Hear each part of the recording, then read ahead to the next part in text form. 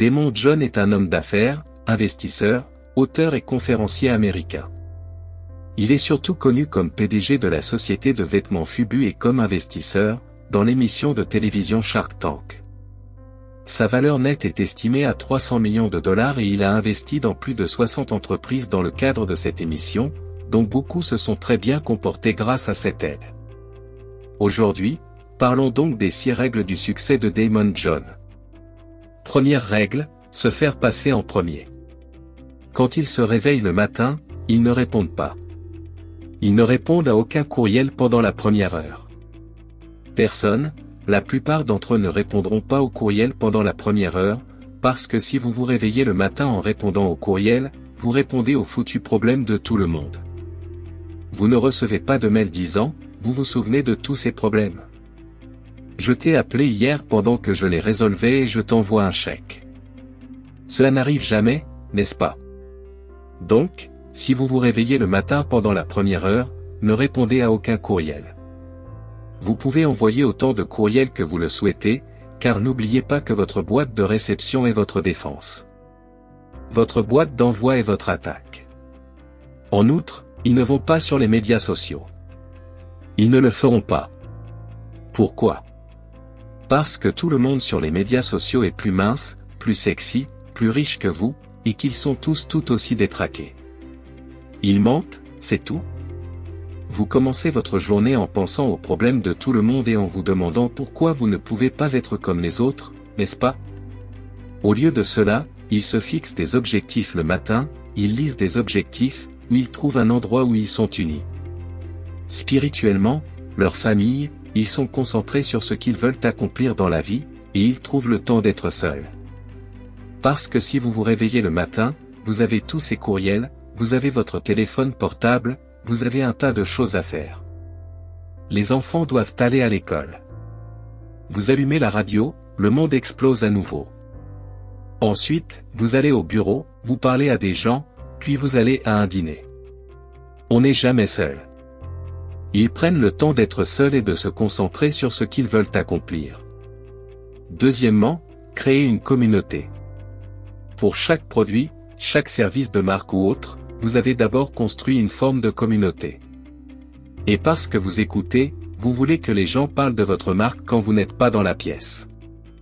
Vous savez, vous voulez que les gens soient des ambassadeurs et qu'ils aillent partager leurs informations et ils n'obtiendront cela que lorsqu'ils auront cette connexion individuelle avec vous, et non pas lorsqu'ils auront été servis par un fournisseur. Qui essaie, vous savez, de travailler pour 10 autres personnes en même temps. Il s'agit donc de créer une communauté, une marque, et c'est ce que font les gens. Il y a des gens qui ont 2 millions de followers, mais nous n'achèterons jamais rien chez eux. Troisièmement, soyez un vrai patron. Ils sentent qu'ils veulent le faire. Mais bien souvent, ils n'ont pas la bonne motivation. Ils veulent être le patron qui dit à tout le monde d'aller chercher du café. En réalité, être un patron, c'est se lever plus tôt que tout le monde. On se couche après tout le monde et on remercie tout le monde. Vous ressentez votre succès et vous ne blâmez qu'une seule personne pour votre échec. De plus, vous êtes le seul à courir un risque. Vous savez, la plupart des patrons, surtout s'ils sont leurs propres entrepreneurs, ils ne se sont pas payés pendant une longue période, et leur vie est mise à profit, parce que vous ne pouvez pas dire à votre employé, je ne vous paie pas. Je veux dire qu'ils viennent vous donner le meilleur d'eux-mêmes pour pouvoir nourrir leur famille. Il faut donc y mettre du sien. Vous devez faire ce travail. Et vous savez, la plupart des patrons ont échoué, ou les entrepreneurs ont échoué un tas de fois avant de trouver le succès. Beaucoup de gens ne savent donc pas ce que c'est.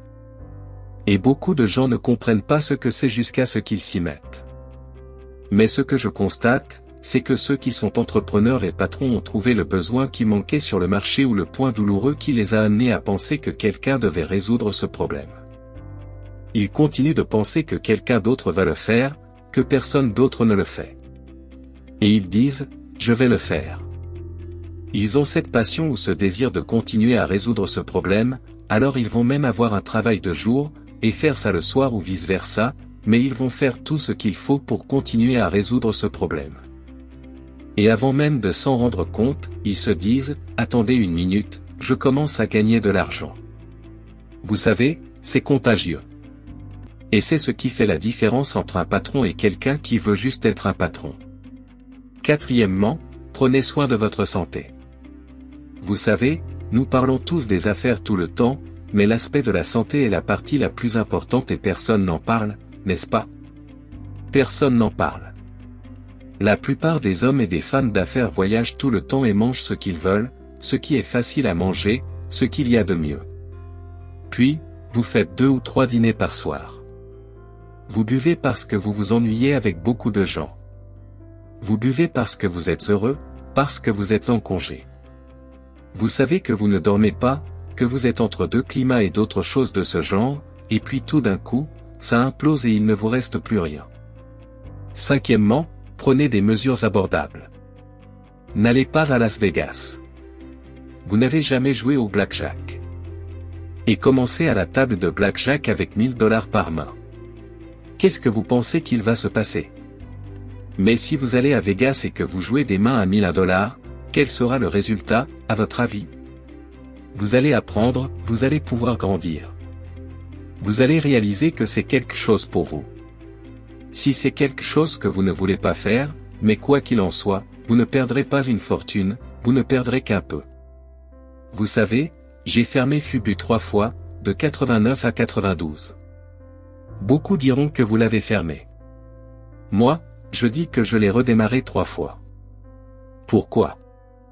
Parce que je n'avais plus que $500.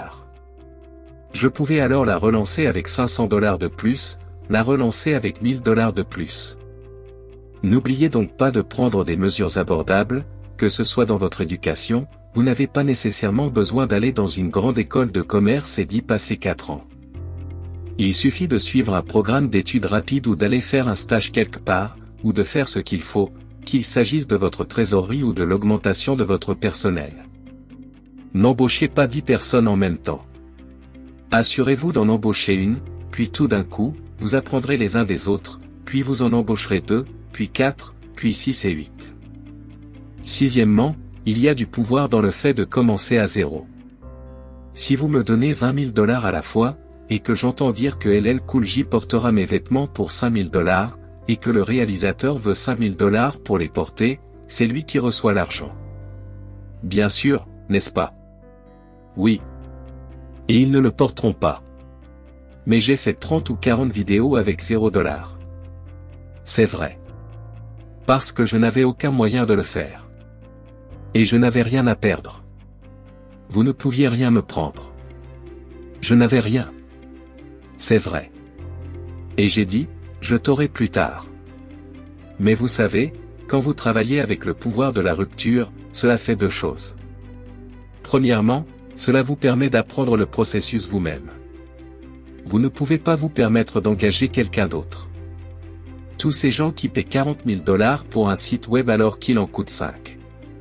Vous devez donc apprendre le processus et ce qui se passe pendant cette période d'apprentissage des processus, et avec un peu de chance, vous arrivez au point où vous réussissez. On ne peut pas demander à quelqu'un de dire, je ne vais pas te parler de l'expédition parce que tu sais que tu vas me virer et que je vais devoir me débrouiller tout seul. J'ai dit, dégagez de là. Cela fait 8 ans que je fais ça moi-même. Deuxièmement, parce que vous n'avez pas beaucoup de capital. Vous vous concentrez sur la seule chose que vous pouvez faire. Vous ne noyez pas une opportunité. On ne prend pas un tas d'argent et on ne se dit pas qu'on devrait essayer un tas de choses. C'est le processus, et ce processus est très important. Vous apprenez et cela fait ressortir le caractère de ceux qui vous entourent. Eh bien, si vous êtes occupé, ouvrons une entreprise aujourd'hui. Prenons un prêt de 10 000, 100 000 $. Que se passe-t-il quand l'argent disparaît? Quand j'ai commencé à travailler, je n'avais rien, mais les gens travaillaient avec moi gratuitement, et j'ai vu qui relevait le défi. J'ai vu qui a quitté le navire. C'est vrai.